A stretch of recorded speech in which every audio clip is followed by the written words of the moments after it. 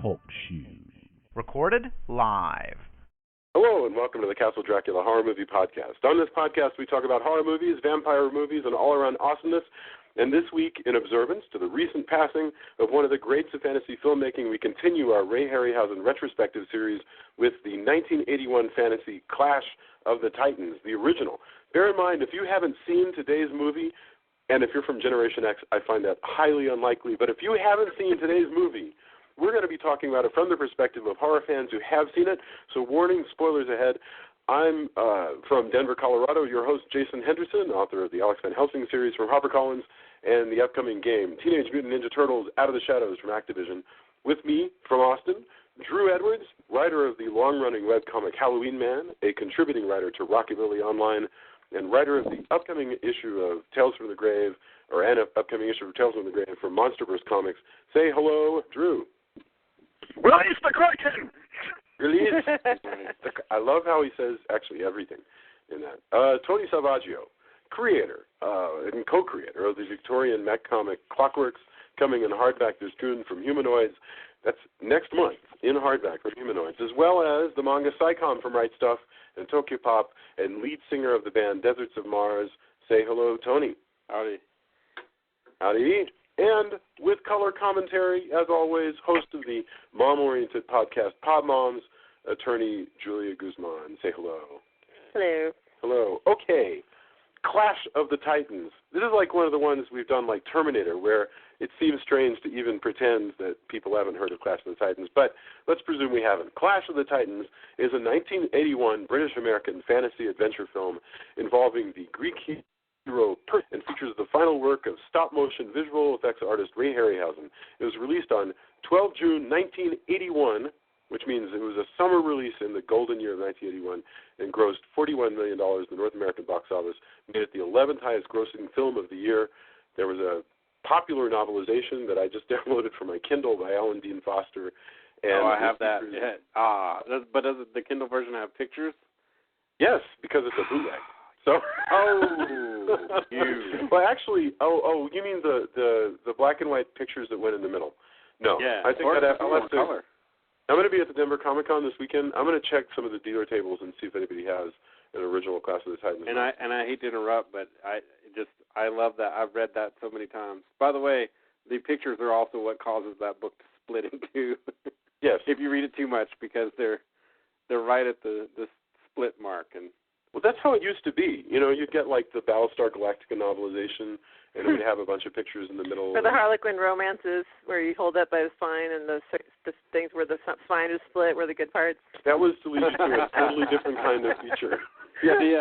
Yeah, because if anybody doesn't remember, we're older, and so novels were pre-VCR. So if you wanted to watch that movie in your head, the Alan Dean Foster novelization, you could watch as many times as possible.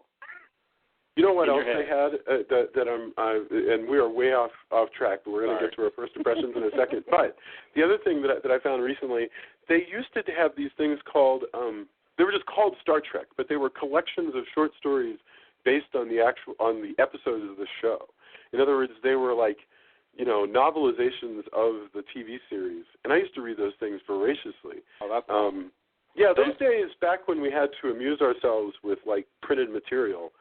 Are almost impossible to explain to the youth of today. And there were a couple episodes they put on record even.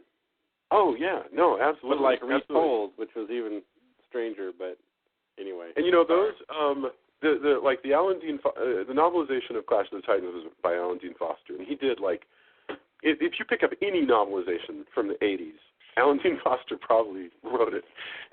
And then there was Blish, who was doing all the Star Trek stuff. Plus, it was awesome, double awesome, because since he had to go off the script, those were the director's cuts. That's right. You'd see the original ending of stuff. Yeah, whatever happened, because he had the script. That was awesome. Okay, back to Clash of the Titans. So, June 1981. I'd love to know when you watched this movie, and if you care to share how old you were when you first saw this movie, including if you were in your 40s first saw this movie. So, all right, first impression. Tony, Clash of the Titans. Yeah, I guess I would have, this will definitely tell you how old I am, but I was 8 at the time, and I thought it was awesome.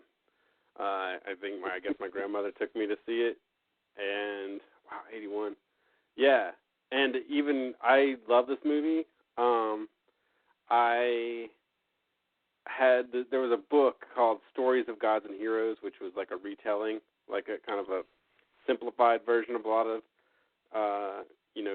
Greek myths, and I read that thing just so many times. Like, I actually saw the library card that I used to write in at the, school I went to, and it's mostly me. And I actually got a copy recently. I think my parents actually got me that copy because they were getting rid of a bunch of books. Oh, how beautiful. I can't remember if it's that one or not, but yeah, I have. In fact, I think I have a couple of copies. Stories of Gods and Heroes. That's a neat thing, by the way. You awesome. can, if there's a book that you used to read all the time as a kid, like all the time, if you go on eBay, a lot of times you can find copies of something that you like or whatever that are being, tossed out by. Yeah, I loved even the liberties they took with the different myths. Like, this is just awesome to see all of that on the big screen. Because I guess maybe I'd call it like Jason and the Argonauts, maybe on like Monster Theater or something. Also, the other cool thing I remember at the time was my dad's girlfriend at the time had worked for, was it MGM? Who put out the movie? I don't recall. Anyway, darn, I should get it in IMDb. But, yeah, and so she had all this promo stuff. We thought we were going to go see the movie, but I got, like, the soundtrack and all these posters. MGM is right. Yeah, and she worked, I guess, for, like, one of the promotional companies. So I got all these posters, and unfortunately I don't have any of them. They'd be worth something. In fact, the one that's the most rare is one with just Harry Hamlin and the lead actress. But I was like, ick. Who would want that? Lovey-dovey crap. I want the one with the Pegasus or, Medusa. That Medusa poster was awesome. So she gave me one sheet. Of course, I was way too young to save those in any kind of manner. I mean, they were on my wall, and that was awesome. Except for, of course, I think I gave the lovey-dovey one to my sister. I think I wish I still had that one because I think it's more rare. But anyway, I had all this stuff, and that was just an awesome summer because, like, not only was the movie cool, but, yay, I got the soundtrack on record, and here's all these posters, and, I had the action figures. It was awesome. There were action figures of Clash of the Titans? Oh, yeah, the Calabos one was freaking amazing. Oh, I've got to go and on everything. That right away. Yeah, man, that's the one. Oh, too good. Okay, wow. This is just the most Generation X sort of self-flagellating. Hey, all right. This is why I didn't know if I would make it for this one because of stuff I have going on, but I kind of felt I had to. So. Yeah, no, I couldn't imagine you missing this one. Could not imagine it. All right, Drew. First impressions, and I'm dying to know how old you were. If you want to tell us, you don't have to. But or how old you were when you first saw this, regardless of where you were in 1981. I want to say I was 3 or 4 when I first saw this. But I do know that I saw this at the Graham, Texas drive-in like the gods would have intended. All right. And I thought this movie, like Tony, I thought this movie was awesome. I mean, if you're a little kid, how could you not? This movie has monsters. It's got a flying horse. It's got magic weapons. It's got a mechanical owl. Everything about this movie is galvanized to make a little kid just giddy. It's just, this is a movie that I'm not going to be able to reserve too much actual critical judgment for because I just love it. It fills me with the warm, fuzzy, nostalgic feeling. Yeah, the good guys are good guys, and the bad guys are super bad. Yeah, right. Calabos is awesome. And I'm going to ask you guys when we get towards the end. I'm going to ask you about the remake, whether how those worked out, because I have avoided the remakes, not because I necessarily had any problem with them. I just never got around to it. certainly been on my list to see somebody reimagine Clash of the Titans, which I view kind of as a Ray Harryhausen thing. All right, Julia, how old were you when you first saw Clash of the Titans, and when? You don't have to tell us. Well, okay, first of all, when you talk about that this is a Generation X thing, to me, Generation X movies are John Hughes movies, so I don't know what you're talking about, because I did not see this when it came out. I remember hearing about it, but it was not anything on my radar.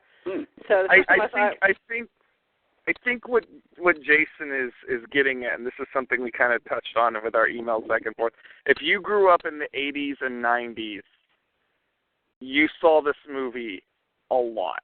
It was part of your childhood. And correct me if I'm wrong, but that's probably what you're getting. I'm just saying I didn't watch it. I heard about it. I never watched it, though. So I'll tell you, Breakfast Club came out in 1985. Right. This movie comes out in 1980. So Breakfast Club is just 4 years after this and kicks off that cycle. So you're talking about a teenage. So understand. No, I mean, 16 Candles. I'm just saying that wasn't my experience as the class of it, because I didn't watch movies like this. So my first time watching it was this weekend. And then my birthday was yesterday, and since I only ever celebrate anniversaries of my 30th birthday, then I guess I would say I watched it when I was 30. Excellent. Awesome. Excellent. So, yeah. Anyway, It was a good movie, though. I enjoyed it. It was fun. So what was your experience? Tell you what, you weren't 8 the way I was 9 when I watched it. You weren't 8, though, Julia, but you watched it with an 8-year-old. So what? My 8-year-old got up and left. She got bored. But the 11-year-old enjoyed it, I think. The 11-year-old thought it was fun and interesting. And she had some great points. My children, I'm sorry, I'm just going to brag on them a little bit. My children are brilliant. Like, the stuff that they ask, I'm like, wow, that's true. Like, it's stuff that has not occurred to me. And I'm just like, well, what did they ask no kidding. Well, I mean, just like the whole thing with the eye. Well, we'll talk about it later. But, the whole thing with the eye and Sophia saying that she didn't understand, like, why they mentioned the whole thing with the cloak, because that never came up. Remember? I don't know. Anyway, we'll talk about it later. That's right. Yeah. Okay, but your first impressions of it is? I enjoyed it. It was fun. Okay, enjoyed it. Fun. Okay. I'm Jason, 9 when I saw this Jason. movie. Yes. And this movie, seeing this movie just instantly takes me back to the summer of 1981. And I remember I saw this movie when I was staying with my grandparents. So I remember a couple things distinctly. I remember I saw it, I think, at North Park Mall, and I believe that was what it was called, which was the same place that I'd seen Empire Strikes Back. And so I saw it as indoor bull stuff, the way Joe Bob Briggs would have said it, and I loved it. I mean, I remember being just transfixed by all the adventure. It's a true hero's adventure. I mean, like there is the most unapologetic. Even Star Wars comments on other adventures and has some sense of being, of a tradition. This movie is the tradition. This movie is like, the only thing that's evolved is the effects have gotten better and better, but it is the same thing. And I remember also distinctly my grandmother was offended because of the nudity, because they have the bare breastfeeding and the bathing. And she was like, we know that, I remember this distinctly. I was 9 years old. My grandmother's like, we know that people are naked when they bathe. We don't need to see it on the screen. I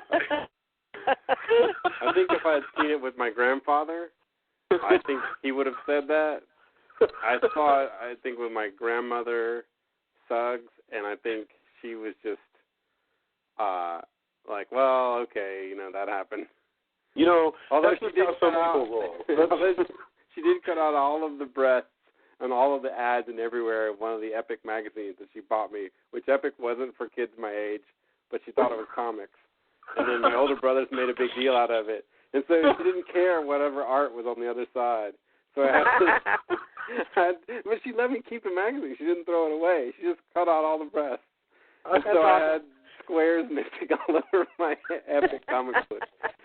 It just occurred to me that you could take a comic book and start randomly cutting out squares across the body of different characters, and the magazine itself would get a lot more exciting. You could cut out random words, too, so people would be like, wait, what cuss word is that? Redact them. That would be awesome. I think I'm going to go buy some dollar comics and then just leave them places. Well, no, I mean, I do that with the Daily Show, where they'll bleep stuff, and I'll be looking at Jon Stewart trying to make out what he's saying. Like, what? What could that? Right. Oh, that's funny. But right. Yeah, my grandfather Salvaggio probably would have had the same reaction that your grandmother did, actually, Jason. So I can understand. That just really made me laugh, because I was spending time with these grandparents who are wonderful, lovely people. And my grandfather's passed away, but my grandmother's still alive. But they're really that way, that they'll report back in a movie and go, and there was no dirty talk in that movie. Yeah. Which is funny, because you probably wouldn't have even thought again at age 9 about the nudity. Right. But the fact that they brought it up, you're like, where was the nudity? Oh, yeah, the bath scene. Mm-hmm. Oh, yeah. Because you're too entranced with, monsters. And I know. The bath scene amounts to what? Some Andromeda side boob? And, yeah, maybe. Yeah, none of that's a big deal until your grandparents make a big deal. And you're like, well, I have to see it again then. I have to say, the nudity barely registers to me in this movie. I even having watched it, I remember Jamie kind of, saying I was a bit surprised that there was nudity in that movie, and I was even like, what nudity? And then she was like, so, and I've seen this movie way more times than she has. I think it's because, honestly, I believe sincerely that among PG and PG-13 movies today, that we have less nudity than we did in the 70s and 80s. I don't know if anybody's doing a study of this, but I think that's true. I mean, I think, the stuff you see in Caddyshack and Airplane and things like that, the nudity that gets thrown in, that just doesn't occur anymore. And R-rated films are still, people, there's no telling. But with PG has definitely gone back in a direction of less nudity. I think kids are actually a lot more sheltered than they were when I was a kid. My proof point for that would be, if you look at what's really popular with young teens, and this is no disrespect, but your things like the High School Musical and stuff like that, right? So those are made for TV pictures, and they're as clean as a Judy Garland and Mickey Rooney movie, or maybe cleaner, in fact. And when we were that age, we had Grease 2, and Grease, which are two of the most raunchy movies ever to be released by Hollywood. But they've got a catchy song, And I think I don't know. Either we're all warped. Well, and you don't realize what it is that you're singing or saying or seeing when you're a kid. You're going around singing. I mean, I still will, without even thinking about it, start going, "Let's do it for our country."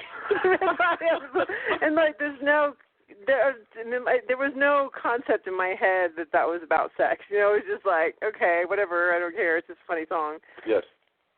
Yeah. No, that's just good comedy, I suppose. Or it's Grease 2. It's one of those. Okay, but back to Clash of the Titans. Sometimes we have this amazing ability to interrupt ourselves, but still, where do we start with Clash of the Titans? I think it's well known that this is Ray Harryhausen's last gasp. We're not doing the Harryhausen movies in chronological order, because we're going to do one more, and that's going to be Jason and the Argonauts. But this is Ray Harryhausen's final salvo. It's 1981. It's after the period of the Star Wars has begun, after the period of Jaws and blockbusters have begun and all that stuff. And it's the point right before he retires. And I'm still completely not clear on how he does all this. But so what kind of a movie is this? I mean, Tony, do you want to tell us about the world of Clash of the Titans and its rules and so forth? Well, I mean, it's, it takes less liberties than, say, Jason the Argonauts, but it's firmly it's the gods. It's gods, heroes, how they deal with. A lot of the setup goes over your head when you're young, because what starts it all is Zeus, getting it on with a human, and the jealousy of her husband. And yes. as a kid, you're like, whoa, why would he be mad? The the gods are the gods. Like, what's up? No, but it's not her husband. It's her father, isn't it? It's the father of the girl. Yeah, right. it's the father of the daughter, and he's saying he's been dishonored by her being pregnant, kind of like Virgin Mary style. Yeah. Maybe it's because Drew, wasn't it the husband in the new one? It's the husband in the remake, and the husband ends up being turned in the calaboose. They compress so they they combine those characters. That's interesting. Yeah. I don't know. They make some weird decisions in the new one. Again, none of it's necessarily bad. None of it's better. It seems like, But yeah, so there's gods and heroes, and I mean Perseus. Tim in the chat room said it best. It was like you're getting to see a new Luke Skywalker, from the beginning. Or what Luke Skywalker came from, hero's journey. Prototype. He's super good, and he wants to help the girl and clear out evil, and but as a kid it was cool because I had read all of these myths, but this really kind of solidified. You got Zeus on his throne, and there's those lasers behind him, which of course you would have if you're a god, because you're just awesome. And it totally passed over my head that it's Olivier, because you just don't have. Sure, he's just Zeus, man. Although I was sad when I was calling around and somebody was reading off the back, and this is the one with Oliver, right? And I'm just like, oh no, just don't even worry about. It's funny. I watched because Jamie and I had watched My Week with Marilyn, and so she wanted to see The Prince and the Showgirl, and watching Olivier in that, and then going right into Olivier in this. Very weird experience. Well, apparently he was really sick during the making of this movie. Well, it was. Which you would never know, because he seems pretty feisty. Oh, he's wonderful. He's got all these awesome I love the look on his face when he says, when he's like, I can't remember what he says, but he directs. Give him your owl. Hey, woman. Yeah. He directs one of the goddesses to give Vuva over, and he's like, come on, just give her your owl. He's like, has this look on his face, like, come on. If ever there was a movie that was like the nod, wink, wink, this is a man's world should play. Right. If you read a lot of Greek myths, that's how Zeus actually is. No, of course. I mean, that comes straight from the mythology, but, I was watching it, and you don't think about these things when you're a kid, but as you're watching it as an adult, you're like, wow. And of course, I mean, that's the way it is in Greek mythology. Mostly told by men, so, take with that. Well, I love this concept, which you don't see. I mean, think about it, like the other major myths going on. You said, Tony, the thing about the cycle, the heroic cycle, the Campbell, call to adventure and all that stuff, the hero's journey. And all that's there, but what's really wild and weird here is that you've got these freaking gods, and they actually do stuff. I mean, that's sort of weird. I mean, in other words... So, in person, like they show up physically. Yeah, I mean, but they're on their realm, and they affect things, and it's neat, where... So we begin with this really classic thing where Perseus gets tossed into the sea as a baby, and then Poseidon, disguised as a seagull, goes to Olympus, and they kick off the plot with all of it. And so you've got these two casts of characters. You got the human characters on the ground, and the god characters, and they are. I think it's possible there are people who watch this and just think all the god stuff is extraordinarily cheesy. Incidentally, none of the Titans in Greek mythology are actually in the class of the Titans. The gods are actually not Titans. Right. Well, and the Kraken is actually a monster from Norse mythology that they imported for this. Right. So that's something else we should mention about Harryhausen's world, is that Harryhausen's world is sort of a distilled mythology that is completely Harryhausen. I mean, he only digs stuff that is basically based around. He did the Sinbad stuff, which has these Eastern myths, and then he's got Greek mythology. But he never went into he never did a full-on Norse movie. He never did an Egyptian movie, to my knowledge. So be. And then he'll mix it up. He doesn't care if Perseus never did this particular thing. He doesn't care if he's actually using the stories of Hercules for Perseus. It doesn't matter. He's in the same way that, like, Stephen King in, The Dark Tower is, like, stitching his own myth out of just stuff that he remembers. That's Harryhausen's Well, thing. he's just doing what works. Like, he didn't do a 3-headed dog, even though that's what was in the mythology. He did a 2-headed dog because 3-headed dog was too hard to do. Right. So, in fact, we should probably, I want to get into, first, our hero. Well, we talked a little about Olivier, who we saw recently in Dracula, and so now we see him again. So in Dracula, that was 1979, so you got to figure maybe they shot that in 78. And this is 2 years later, and I think, honestly, he looks healthier than he did in Dracula. But I love how they introduce Zeus, because he's right off the bat flirting with all the goddesses. Yes. Like, hey, baby, like every single one of them in front of his wife.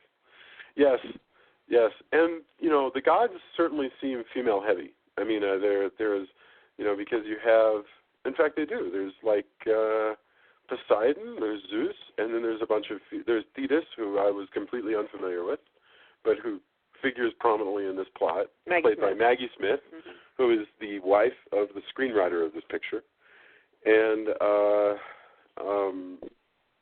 let's see, and then you've got Andress. Yeah, Ursula Andress, who has a child with Harry Hamlin. Yeah, so Harry Hamlin's girlfriend at the time, Ursula Andress, shows up as Aphrodite.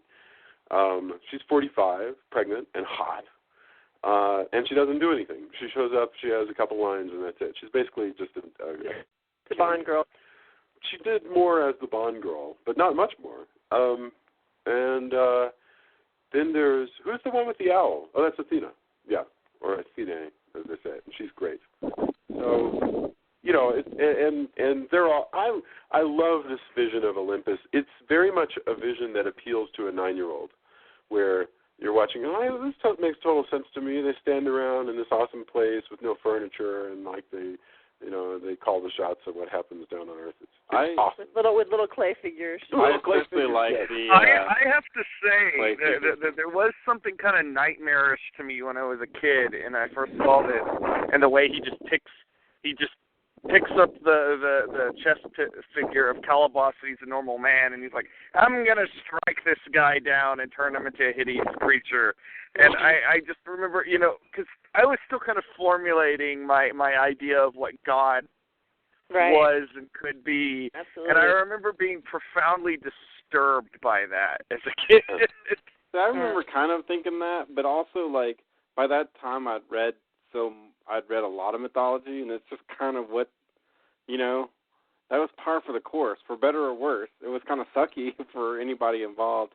I seem to remember maybe as a kid, like once I'd watched it like once or twice, thinking, how do they have all the people as clay figures? And the obvious answer is because they're the gods. They can just summon whatever people they want. Sure. It probably, when you look, it'll be one of those things where you would go, well, I don't think that you had a figure for Christopher Lee, and they go, oh, didn't I? And then you'd look back and, also having read him, like it seemed since they were Greek gods, they only needed the people in Greece. That's true. Like, or the surrounding areas, right? Like that really seemed to be, as a kid, how it worked. Yeah, and it's not very far away. That's a good point. Way east in Phoenicia, these areas are very far from one another. Right. That's of course, the Odyssey, I didn't think of it as globe spanning as it actually kind of is, even in that, everywhere that Odysseus goes. I guess it still seemed kind of contained because, of course, I was reading stories, told for a younger person. And so but all those things are true today. Like if you were writing an adventure, Tony, about a character who goes on a journey, you'd still show the journey as he takes off on the journey. Then you'd show maybe a little montage thing where he's driving or he's on a ship or he's on a whatever and he's signing, charts and things. And then he arrives. And we, the audience, we don't know. Really, we don't have any meaning. It doesn't mean anything. It could be months, it could be weeks, it could be 1,000 miles, it could be 10 miles. It just doesn't. it really doesn't mean anything. It just means he went from one place to another, and everything's either near or far. But far still doesn't mean. And sure as heck, Star Trek is exactly this. On Star Trek, the new one, they get in that ship and they go like across the universe. It takes 6 hours. Nobody cares. Yeah. Oh well, I do remember also thinking, because we begin with, I mean, they don't waste any time. You release the Kraken, and then it destroys a whole city. And even as a kid, you're thinking, wow, the gods it really sucks to be a human, because if you do one thing wrong, now of course, he did put a woman and her child in a coffin and throw them out to sea. But even if you're reading the Bible, I mean, God floods the whole earth and saves like one couple. yeah, and you're like, wow, that's really crappy. Yeah. Oh, but not only that, but he drowns everybody who didn't have anything to do with putting a girl in a coffin, and then he drowns all of them while he crushes the king. Yeah, like, oof. What, you couldn't just crush the king? But no, there has to be an example. Isn't that a wonderful, like, prehistoric concept that the king's errors will be visited upon his Absolutely. Yeah. You're going to crush him, and you're going to destroy the city, and the flood of that city is fantastic. Oh, the effects were really cool. I don't know how they did that.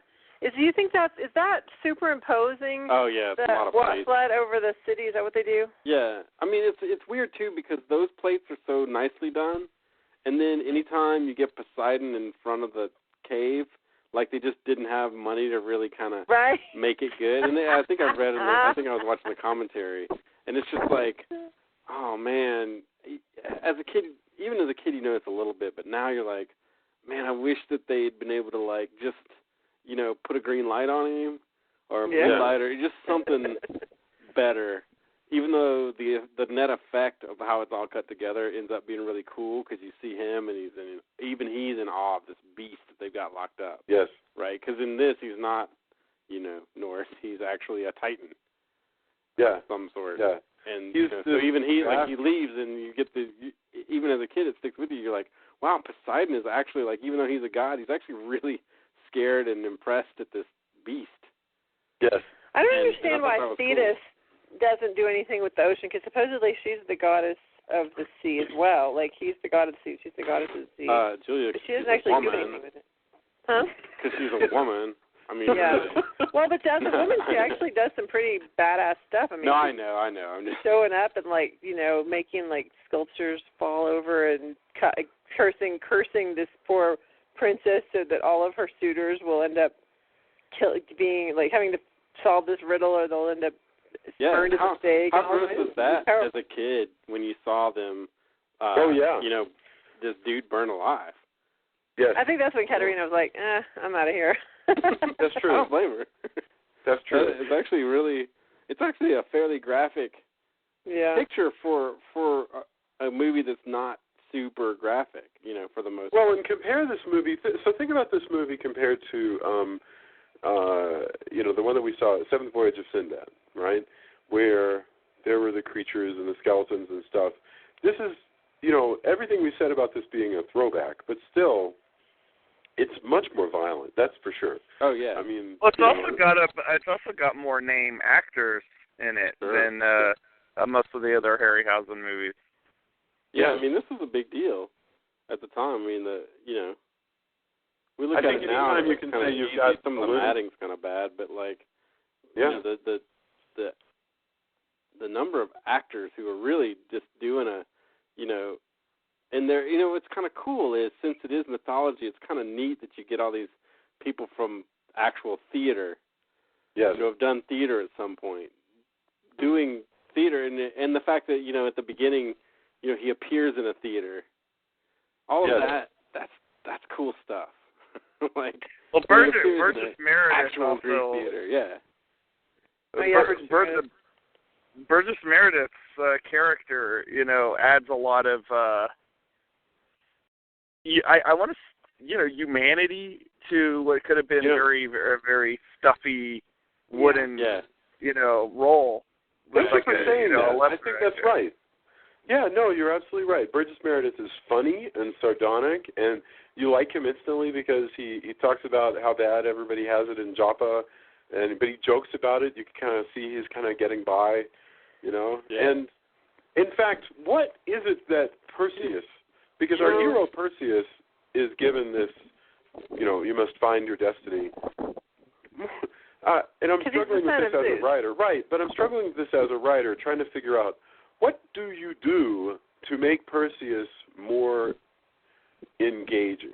You know, I mean, I don't know if you can hire Hamlin, Harryhausen. I guess if he was younger, maybe, because that's what Luke's thing was, right? Like he doesn't do a lot. He's a little bit like when you rewatch Star Wars. I mean, you know, he's not the best actor at the time, but you know, I mean, he's good in it. But he could be me, right?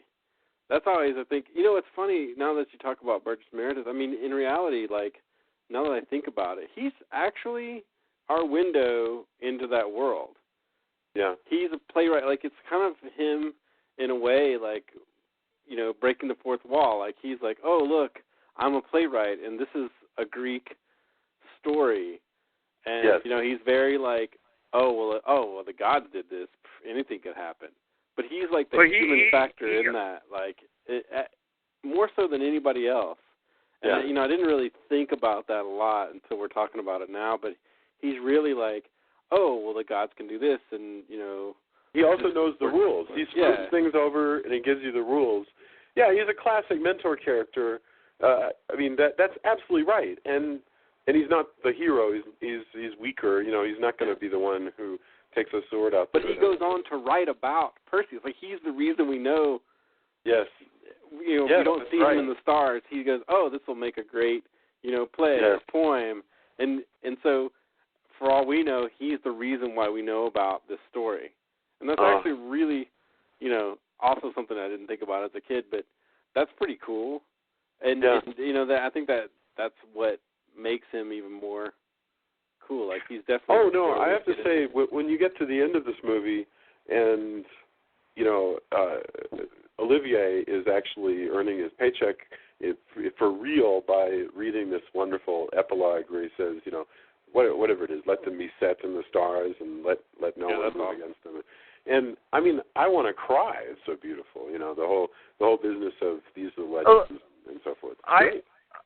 You know, Olivier is Zeus. I think the thing that is very true to the mythological incarnation of Zeus, and that they lose in a lot of modern fantasy movies that play off of great myths, is that he's kind of, you know, he's kind of playing both sides, and I really, really like that about this character. Yeah. Well, because he did. I mean, that's people. Yeah, I think that's a failing in a lot of movies that take that and his arrogance, you know, of like, well, I'm Zeus, like what? That's what I do. Why? Yes. You know? I'll give special dispensation to my son and not to yours. And why? Because I am Zeus. Yeah. I am Zeus, and I live in the Greek god universe, and so therefore, you know, it's a closed loop here. I'm literally Zeus. That's the way the world works, and that's okay. There is no such thing as injustice. Right. And the thing is, he doesn't even, I mean, he not only doesn't give special dispensation to her son, he actually turns him into this horrible creature for no reason other than just he thinks he's arrogant. Oh, no, Cannibals is terrible. He hunted the Pegasi. It's really just or an excuse. Or whatever. But it's really just an excuse. I mean, the reality of it is she goes, hey, that's my son. How is it cool that you have a son? And he's like, well, you're my wife. That's not how we do things here. Well, but it's not his wife. It's Thetis. This is Thetis. That's right. Yeah, and that always confused me as well. Is why? Yeah, his wife has the crown. Why, right, and so this was deeply confusing to me. My 11-year-old had to explain it to me that I was looking at the wrong girl because why? I don't understand why they don't just have one character. Why have Thetis and right. I guess Hera? that's why it's in my head. It was. Yeah, you're totally right. I totally forgot. No, I mean it's completely confusing, Tony. Yeah, the queen. I just like that the queen has always had. I mean, his wife always had the crown. But she does nothing. She does nothing. Hera does nothing except for occasionally like, just, she's basically there to provide somebody for Thetis to talk to as she plots her revenge against Zeus. Right. So we should actually discuss what we're really here for, which is the creatures. So, if I were to read off like the quick list of the creatures in here, because this thing has more creatures than I think anything Harryhausen did. It's got the Pegasus, it's got the Medusa, it's got the Kraken, it's got the Scorpions, it's got Calibos. I'm trying to think. Yeah. Oh yeah, the dog. Yes, sir. The owl. In a awesome version of Charon. Yep, Charon. Very cool. And I think that's all I can think of. But so what's your favorite creature in here? Like, when you close your eyes and think Clash of the Titans, what just instantly pops into your head? Ooh, that's a tough one because, like, the Medusa fight is just such an amazing feat of, blending claymation and, Dynamation, stop motion stuff with, real people running around. The set just looks awesome. The lighting is super consistent. And that's a tense scene. I mean, it's when you compare that to the one in the remake, which is so overblown, like this one, it's so simple, but it's also very, very creepy. And the Medusa, is not. Yeah, and the Medusa is not just a woman with snakes for hair. In this, she's actually got the body of a snake. She's really cool. Yeah, the one thing I did kind of like about the new one is I thought it was interesting that she had kind of a siren-esque thing where she was kind of beautiful in the face, and then when she did what she had to do, she turned kind of horrible looking. And I thought that was a neat touch. It didn't make it, like, super better, but, there's something, but then in the old one, like, it totally made sense. She's horrible, like, through and through. The remake is definitely an affectionate remake. You can tell the people that made it like the original. Like, there's not a really hate Bubo, which I can understand. So I like Bubo. I like he's R2D2 for the. No, and I don't have a problem with it at all. And I think it was kind of crummy that they're like, Bubo's the stupidest. We don't need a sidekick.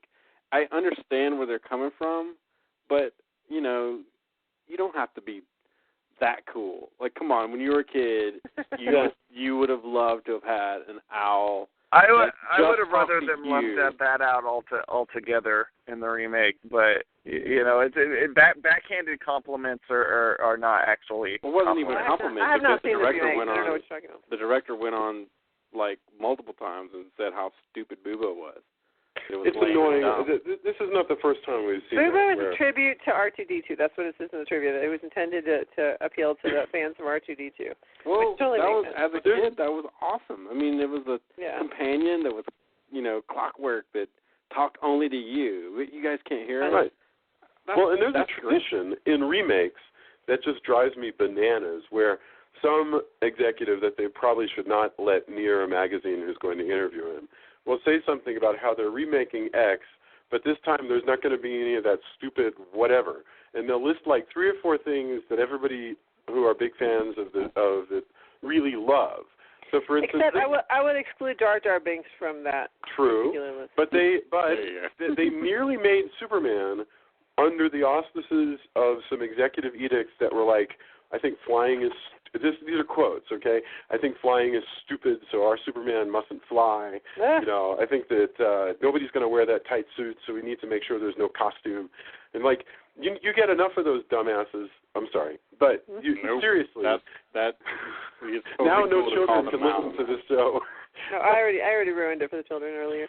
But seriously, I often wonder, what is the matter with these people? That they'll look at this piece of art that actually functions quite well, and they look at it and they go, you know what I don't like about that Mercedes is that dang emblem on the front. If we remake the car but we take the emblem off, the peace sign without the extra stick. Yeah, that's stupid. Whoever thought that was cool. Well, I will say this in fairness to the Clash of the Titans remake, because I hated it the first time I watched it, and I recently rewatched it in preparation for this podcast. I don't overall feel like they actually come at it from a smug standpoint. It's a pretty straight-faced remake, and they make some weird choices, like Tony keeps saying, but they do seem legitimately affectionate of the original. I'm looking forward to seeing it. I will watch it. If I hadn't seen somebody come on multiple interviews and say how Bubo is stupid, and we're not going to do that, then it would be different. Hey, but they said that. So I want to go back to Medusa real quick because I'm reading this synopsis, and it says that Medusa was created by Aphrodite when Aphrodite punished Medusa and transformed her into a horrible monster. Did they say that in the thing? I'm pretty sure. Yeah, there was. There's her origin is mentioned quickly by Burgess Meredith at a period when you're not really listening.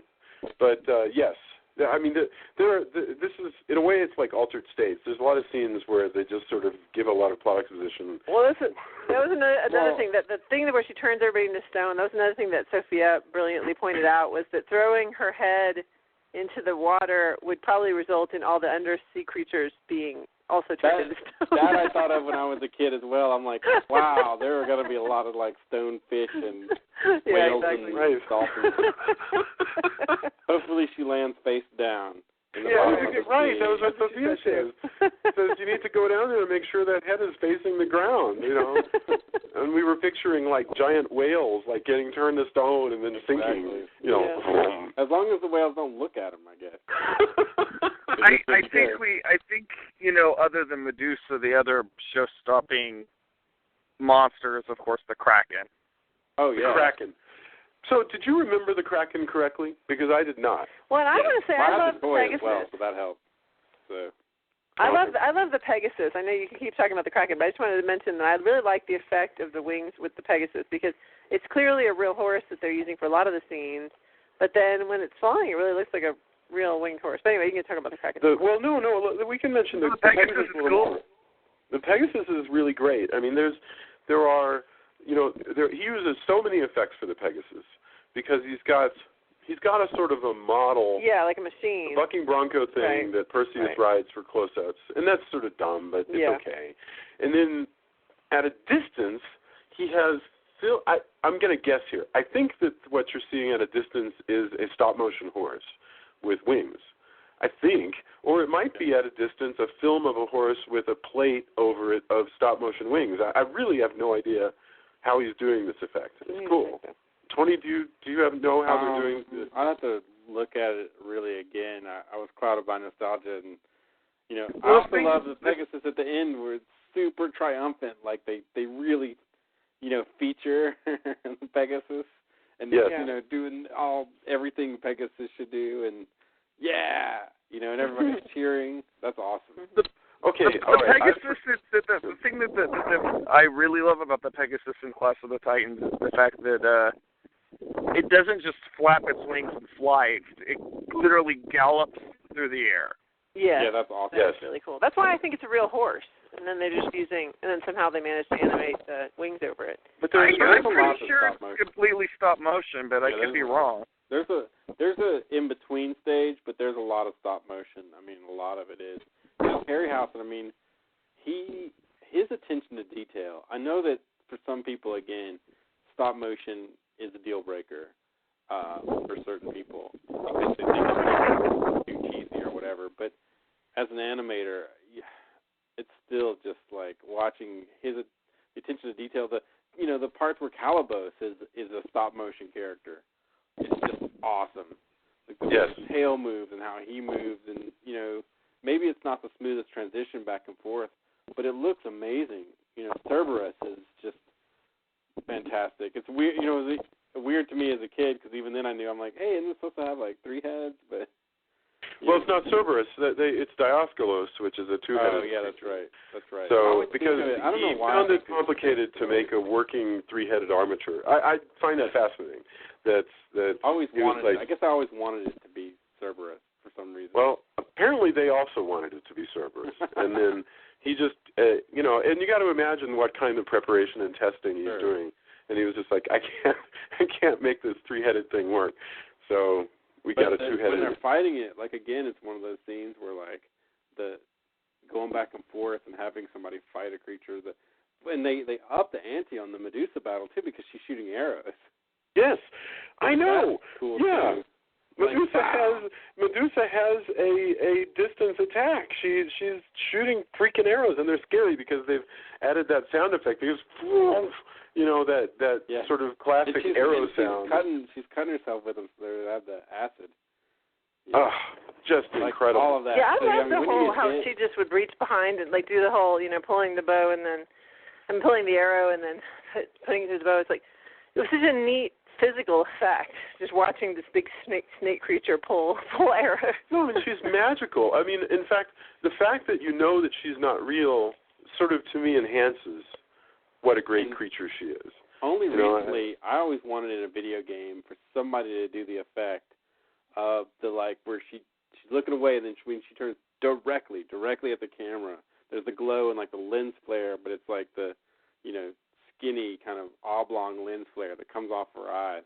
Yes. I wanted somebody to do something like that in a game, and it only has been recently that anybody's even really tried that with some, tail lights and stuff like that. And I was like, why is nobody doing that to a creature that when it turns towards you, it has that effect? Because it's so just cool.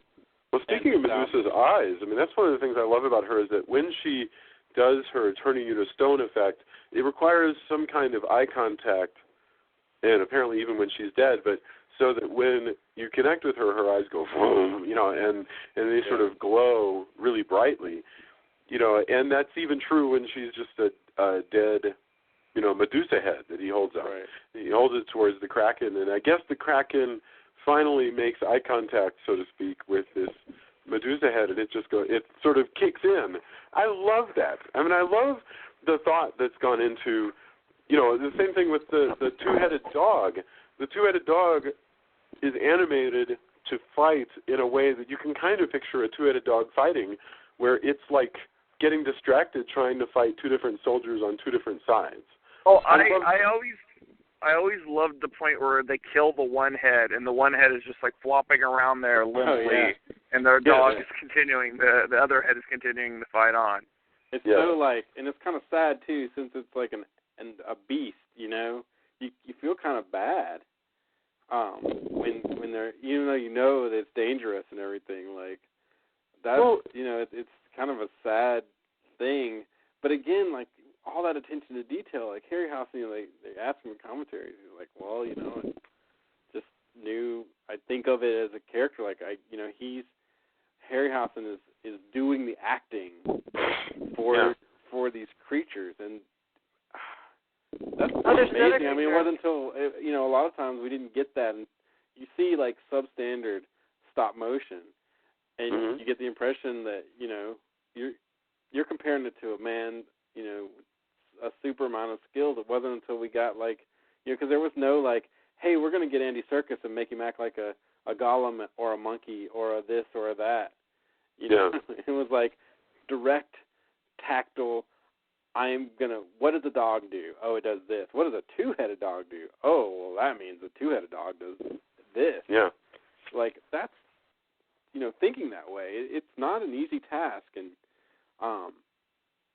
it really, the movie really does shine in most of those respects. The scorpions just move you're ugh, it's so scary, and they stab you, and you're poisoned, and all of that, Bubo, there's a lesson for us. Don't you think, as writers, you look at that and you go, wow, so, there's so many opportunities to connect with people by taking the extra moment when you're doing a scene and think, what have I not thought of? What are the little things? What are the little twists? Even like a half a second or an extra word that would make this, or if really you're doing comics, it's more important. It goes to that because, granted, again, the Pegasus, Medusa, the Scorpions, all these things we mentioned, not one of them have a line of dialogue. That's right. Well, the other one I was going to say that we haven't mentioned also is the vulture that captures the princess every night or captures her soul and takes it to Calabos. Yeah, that was.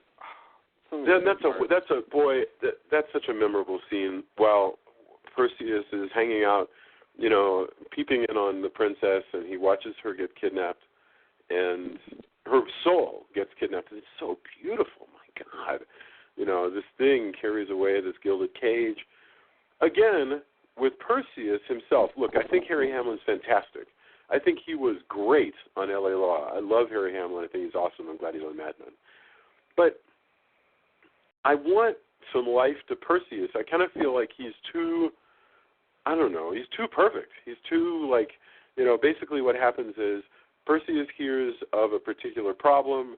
Ammon says, there's no way to fix it except maybe there might be one way. Perseus finds the one way, and on they go. And I kind of wish, I don't know what you would do to make Perseus more interesting. I don't know if you'd make him a constant joker. I don't know if you'd make him more feared or fearful or a whiner or whatever. In the remake, they kind of go the whiner route. Yeah. I just think there's not room. In the remake, it's more of like, how much crap can you heap on Perseus? Yeah, I just think there's not room. I mean, there's so many characters, because you got, I was just thinking earlier that I wish that there had been more to the scene where he goes and sees the Charon to cross, and it's like you have to pay. You have to pay the Charon to cross the ferry to the Isle of the Dead so you can find Medusa, and he literally just pays money to this skeleton, and he just kind of takes him across.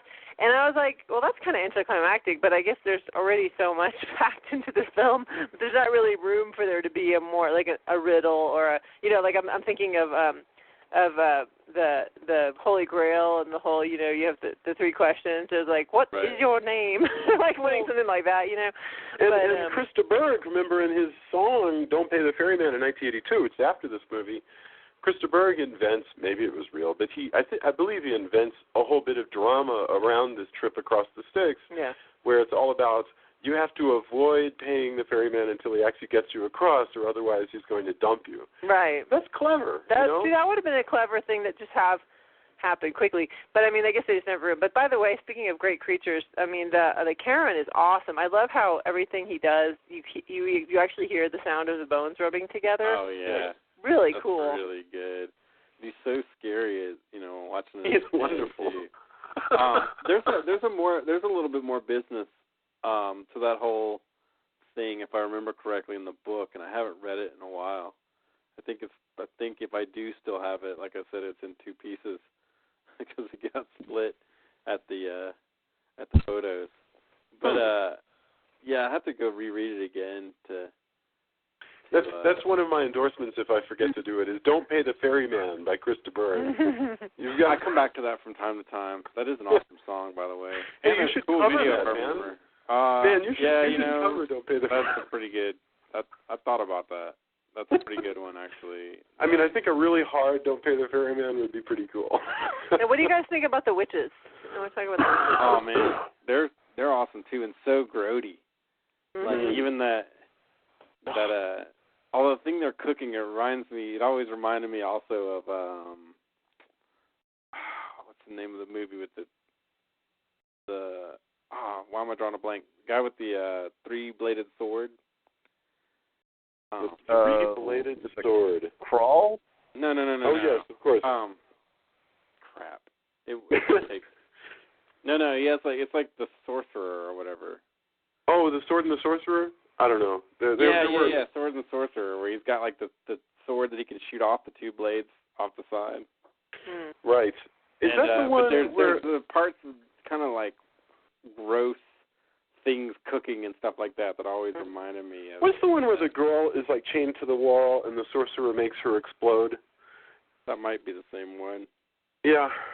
Man, I'm telling you. I don't know. I just know that when I love that they have to see through this eye, but then he gets the eye from them, and they're like, give us back our eye. And he's like, well, you got to tell me how to defeat the Kraken. So then they're like, okay, but it's really dangerous. And by the way, this eye, if you keep it, it'll let you have a robe or a cloak that will protect you from her blood. But give us the eye back. No. Actually, yeah. No, that's not what they say. They say because you have touched it, the effect will make your red cloak give you.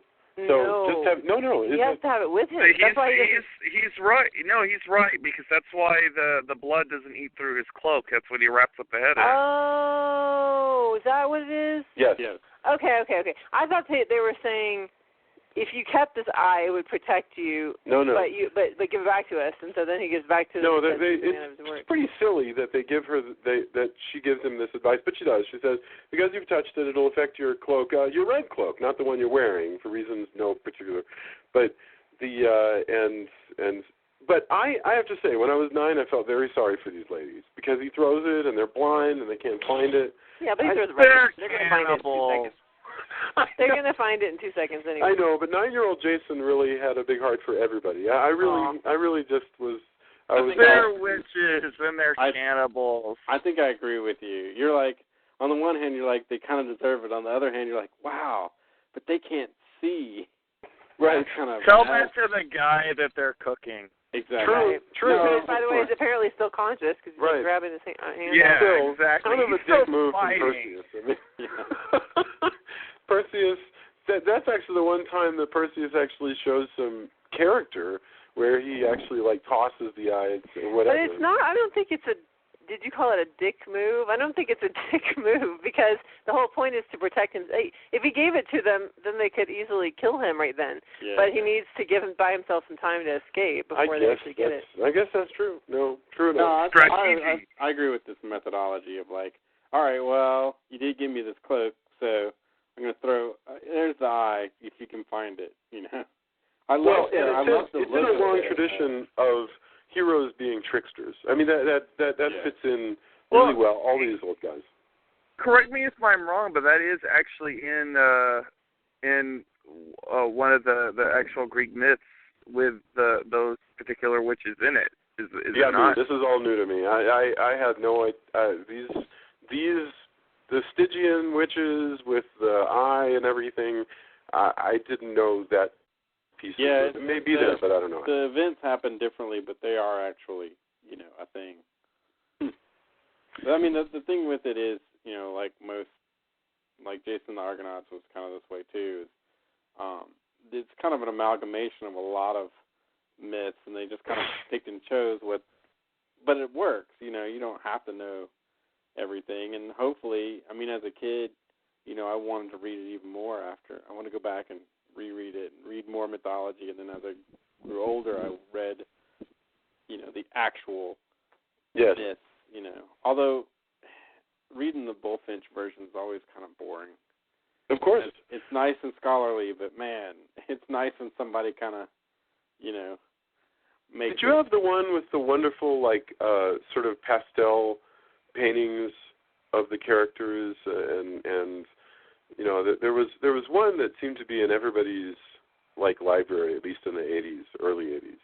There was a hardback, and it was Greek mythology for children, but it had these beautiful sort of pastel paintings of the gods and I think I've read whatever one that was. I'll post on the endorsements the I bet I can dig stories of gods and heroes, because those were very stark black and white illustrations. And no. These were. Then the funny thing is, I always mix it up in my head because there's a famous painting of Kronos trying to eat, trying to eat the other gods, and he's got this giant sort of doll god in his mouth, and it's fascinating. So, gosh, I know that we've gone on probably quite long enough, so we should probably wrap up and.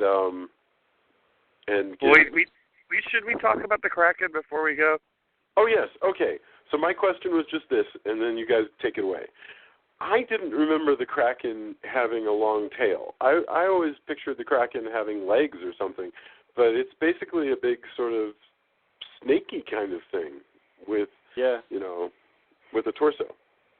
Well, in mythology, it's basically a giant octopus. Right, yeah.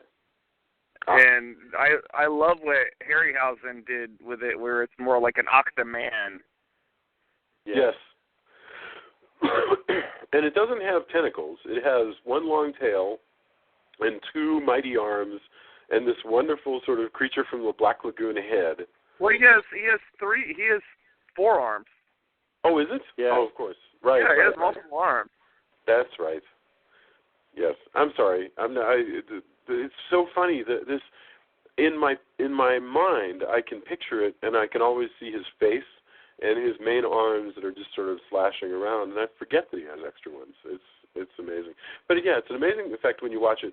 I have to say, the Kraken never for a moment looks real, but just like the Medusa, it looks wonderful. I mean, in the water like that, in the same sense that Godzilla doesn't look real, but I'm much more irritated by much more realistic Godzilla is, because by the falseness of it, it transports you to a different world. That, you know. I have to say, like, I feel like there's some really good CGI out there, but most CGI I never really even get the impression that something's real. Like, it really usually only almost has to be like a really convincing animatronic puppet for me to get certain, like, like the mechanical T-Rex in Jurassic Park is ultra convincing. I can look at that and go, that's a T-Rex. But like you know, what you're talking about is like being able to, you know, get past that cynicism, because, you know, this is not quote unquote realistic, but there's something artful about it, and it does seem to have a life to it. And good special effects aren't necessarily about realism, and I feel like that too often that is lost. Well, point in fact, let's say that you and I go out to a coffee shop and they're having a puppet show, you know, a sort of adult puppet show where they have these large puppets that are going to act out a scene, maybe not even using language. And you know when you're watching puppets move that the puppets aren't human in any sense. They're not alive. But those stories can still make you cry or make you laugh or make you feel things. So in your brain is reacting to them as though they are real people. You just have to get past the part of your brain that is making your life miserable. That's going, that's not real. So a good example of this with a CGI character, that you know, they've done the Hulk in CGI 3 times now. And never once did I feel like I connect with that character as a CGI creation until the Avengers movie, where he actually had a lot of, you know, they did some motion capture, and because of that, he actually has a personality instead of just being they're getting better and better. Absolutely. Well, again, you're talking about, you know, the uncanny valley, where as you approach realism, you're less able to impress upon your own kind of whatever's in your head, and so you start, as you approach realism, basically your mind goes, whoa, that's too close, but it's not quite right, and that just looks freaking weird.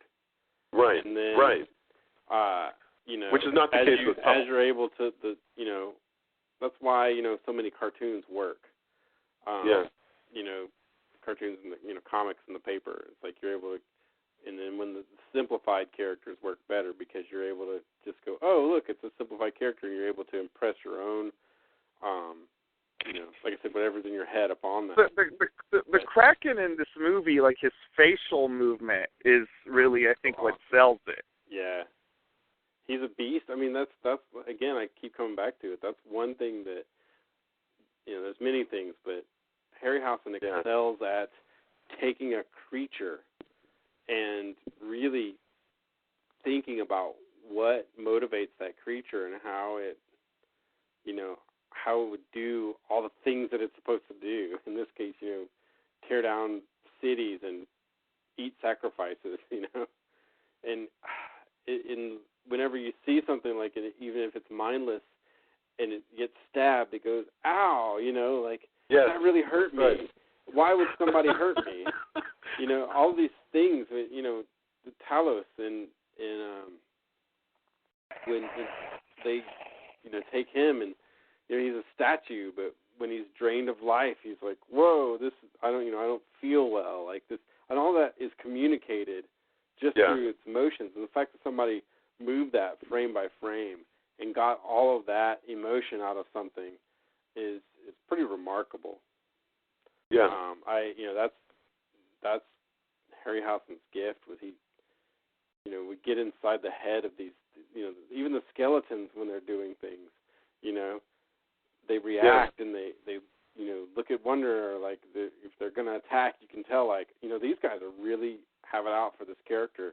They're going to attack him, and it's so well done. And you know, like I said, there's no dialogue in those scenes for the most part. It's pretty. No, cool. it's astonishing. We should do our final thoughts and then endorsements. So how did we do this when we came in? I think we said, well, Tony, you were just talking about that Harryhausen gift. Why don't you wrap that up with a final thought, and then we'll come around for your endorsements of the week. You know, yeah. I mean, I don't know if it's colored by nostalgia, and if it is tough, that's the way it is. I still could watch this movie like it would be a desert island movie for sure, just because I have such a strong connection to it, and you know, the animation, the fact that I love mythology, it all just works, and the parts that don't work, you know, I kind of overlook. You know, yes, I do wish some of the matting, you know, if they'd had even more of a budget, they could have done some of the kind of matting scenes a little better. The seagull at the beginning goes from like seagull to kind of a hastily animated bad mat, you know.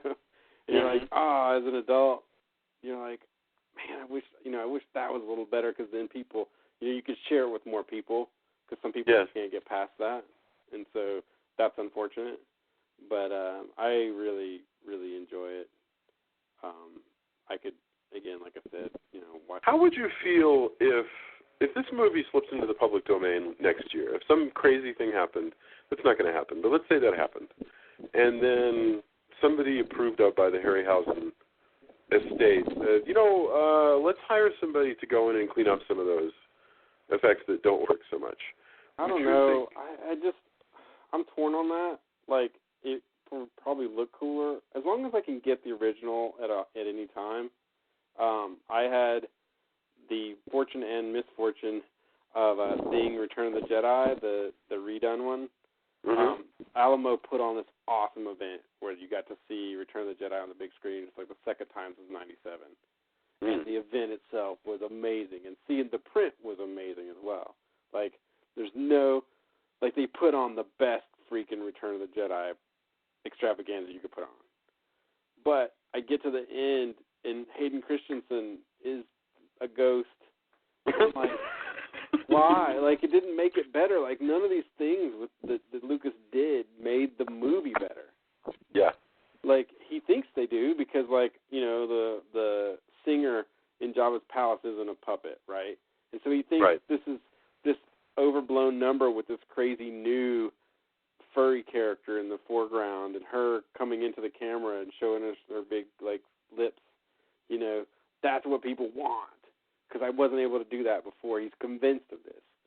And, you know, as an animator, none of it, I don't know. And I see CG all the time, but I, like, looked at it, and I'm like, oh, man, none of this was better, you know? So unless you can make it better, I don't know. I want to say yes in some ways because, you know, maybe it would bring more people in who just can't get past it. Like, but you wouldn't be, like, no way should you touch any of the Harryhausen stuff. That even if people say, oh, that looks cheesy, I don't like that, well, you know what, it wasn't meant for you. So that's where you come I think the biggest problem with redoing Harryhausen stuff, and I think the remake proves this, is a large part of the appeal of Harryhausen's films are his effects. And I mean, they have very, very flashy CGI effects in the remake of this, and some of them are fairly well done, but they just don't have the same charm. Yeah, the scorpions look great, but I see part of it's budgetary and the fact that people think they can just, well, CG's cheaper, so we can just solve it with CG. That happens a lot. But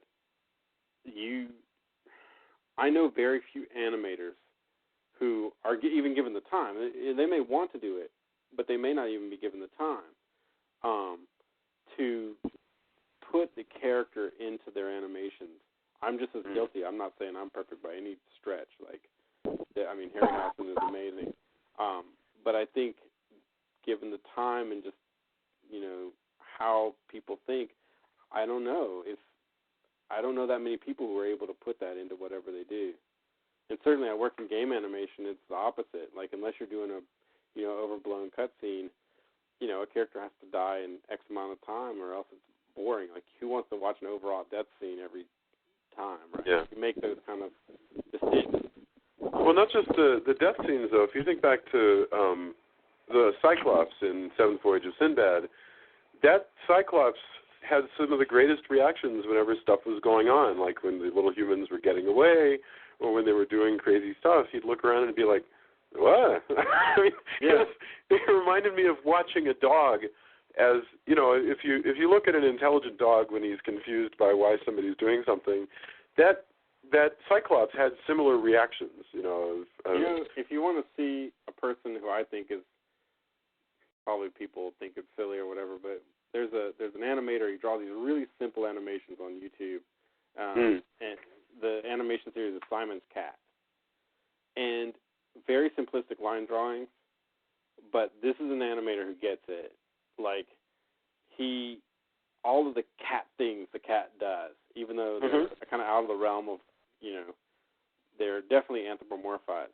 But you watch it, and if you've ever been around cats, especially if you have a cat and like cats, this guy really does it. And he's one of the guys I see where I'm like, okay, yes, it's simplistic looking.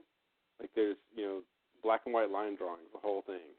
That sounds wonderful. The way he captures just animal motion, and not even thinking about it as a cat, but like the way the cat reacts and does things, that guy gets it. I mean, he's one of the ones that are, like, it's not just because it's cats on the internet. It's actually like a legitimate thing, and that's, you know, that's hard to teach. It's hard to learn. It's hard. I think that those kinds of things really get into your subject. That's the difference. And for better or worse, you know, there's not a lot of CG that really does that. Like I said, I'm just as guilty. So. Well said. All right, Drew. Final thoughts. Clash of the Titans. Well, like I said, I don't think I can pass too serious critical judgment on this. I just really adore this movie. I think it's a lot of fun. It's got some of the cooler monsters in the Harryhausen filmography, and man, God, like, it's just like Tony was saying, I could go back and watch this again now, having talked about it. It's just a fun movie. All right, awesome. Julia, are you still with us? Yeah, I don't have much else to contribute. I mean, like I said, I enjoyed it, and I enjoyed the effects and the creatures. So I guess you guys are winning me over as a Harryhausen fan. This is going to become a Desert Island movie for Julia. Is that? Well, no, I don't know about that. I won't go that far. I'm just saying I didn't regret. I don't want my 2 hours back. I'm dying to know someday whether any of the movies we've watched would become Desert Island movies for you. Is there anything that, as you look back across? I'll have to go back. I have to look at the list and see, because nothing springs to mind. Terminator 2, maybe. No, we never did Terminator 2. We just did Terminator. Oh, no, you're right. Okay. Okay. All right. My final thoughts. This one instantly transported me back to childhood, and I think it would transport you back to childhood even if you weren't a child when it came out. I think it is a wondrous vision and really one of the best. I don't know if it's the best Ray Harryhausen picture because I haven't seen them all, and next week we're going to watch Jason and the Argonauts. But boy, I think it holds up extraordinarily well, and I forgive everything in it. So, so let's do endorsements. Tony, what do you have for us this week? Well, let's see. I haven't really thought about it other than if you are keeping up with my band Deserts of Mars, there's some voting you can do if you go to our Facebook page. And we're up for Band of the Month in this one production. Like, these guys do a lot of promotions, Southern Hippies promotions. They're really super cool. But we're up for Band of the Month, and we're trying to get people to vote for that. All right. So I can put a link to it on the page. Yeah, if you guys don't mind, that would be awesome. And then, of course, and I'm looking at trying to find one with the cover and everything, I'm going to endorse. Some people also list Sally Benson, But, also this Bullfinch. But Stories of Gods and Heroes, I'm going to try to find a good link so that I can link to that, because that was what got me into. And the illustrator, by the way, goes by the name Steele, Steele, Savage. And how cool is that for a name? But he did a lot of illustrations back then, and I really love his illustrations. So I'll post all of that. But those are my endorsements for now. All right. Drew, do you have any endorsements for us? Yes, I do. This last week, I rented The Last Stand, which is Arnold Schwarzenegger's quote-unquote comeback movie, and it's from the director of The Good, the Bad, and the Weird. For those of you who enjoyed that movie, this is his American film debut, and it's not a great movie, but it's a lot of fun, and it's kind of, the way I've been selling it to my more cynical film-going friends is it's sort of a 21st century post 9/11 Western, and by Western I mean John Ford type Western, where the good guys are really, really good and the bad guys are really, really bad, and it's just, like I said, it's a good old-fashioned action movie, and if you find yourself with 2 hours to kill, I give it an enthusiastic thumbs up. I really enjoyed it. Very, very cool. Julia, do you have any endorsements for us? I will endorse your panel this weekend at the Denver Comic Con. Jason will be talking about, is it comics to, what's the title of the panel? It's taking comics to other media. Yes. And so it's to discuss,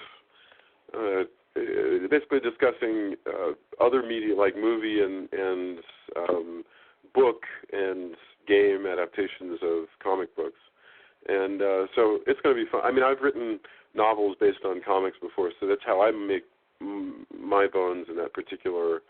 Oh, no, and I'm also the writer of the Teenage Mutant Ninja Turtles thing, which is based on a comic book. So I have some. Well, and Alex Van Helsing was taking your comic universe and turning it into a book.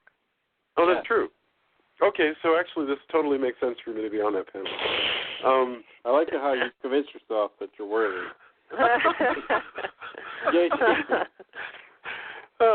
It's tough to be Jason. Go ahead. Thank you for that endorsement.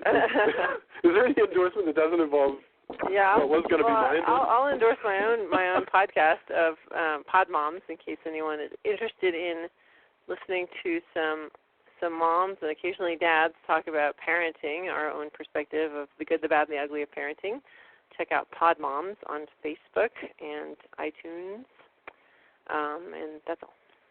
Very cool. My endorsements, first of all, the Book of Greek Myths that I was trying to think of, and I actually I found a used copy at Amazon and used some credit, so I have a used copy on my way. But it was called Dolaire's Book of Greek Myths, and it's like aimed at middle to high school students. And it has these beautiful. It was done in the '60s by this artist named Edgar Perrine Dolaire, and I'm sure I'm saying that wrong, but it's just this beautiful illustrated guide to Greek mythology. So that was wonderful. Totally, you've got to check out the Denver Comic Con. I'm going to do a panel on Sunday on comics, comics into other media for all the reasons we talked about. But the show itself is benefiting a project called the Comic Book Classroom, which is all about teaching through comic books. And it's a charity that is here in Colorado. And I'm only beginning to learn about them, but I'm impressed by what they're doing. And they're running a whole bunch of workshops over the weekend on creating characters and putting together comics and story arcs and understanding the basics of storytelling for kids. And I think that's just really cool. So those are my endorsements for the week. And lastly, I would just say thanks so much. If you enjoyed the show, like us on Facebook and leave comments and argue with us and tell us that we're being rude to one another because we're talking over one another. Anything you want. And, leave reviews on iTunes and and leave requests, because we're always looking for more. And this show is growing and is going to keep growing. I'm so excited to be here. So tell your friends, and we will see you, with any luck, next week. Bye, guys. Bye. Bye. Night.